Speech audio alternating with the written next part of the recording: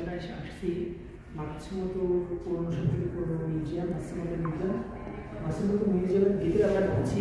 আমাদের সাথে আসুন। আমার সঙ্গে আছে আজকে আমার সহপাঠী আতিক পুরো ভিডিওটা অনেক আগে থেকে করছি, ব্লগ তো দেখাচ্ছে না আমাকে। তাছাড়া আমরা মূল এক্সিবিশনে যাই।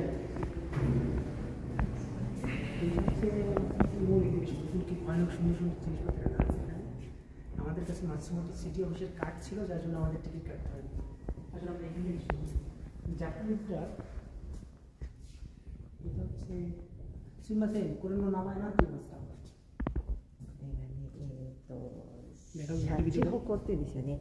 シャチホコでこれ昔の日本のなんかこのなんかそこはなんか意味がお城のね守り神みたいなものなんですよ。火事にならない高さやお守りの意味があります。はい。上手ですね。ありがとうございます。এটার বিষয় হচ্ছে জাপানে যেন ঝড় বৃষ্টি না হয় এর জন্য এটা কামিসামা হিসেবে মনে করে দেখায়। কামিসামাみたいなところでございます。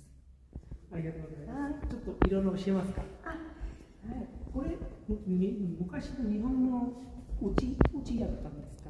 これ松本城。松本城の形です。そうです。はい。これは松本テンプレでストラクチャー。これはね昔のね堀ってお城の周りにこう水があったんですよね。敵に攻められないように。その土が崩れないように堀ってこれを埋めてあったんですよ。わかります？わかりますね。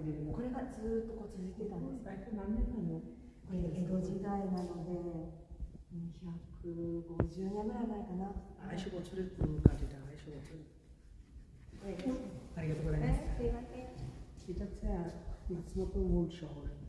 এখান থেকে দেখা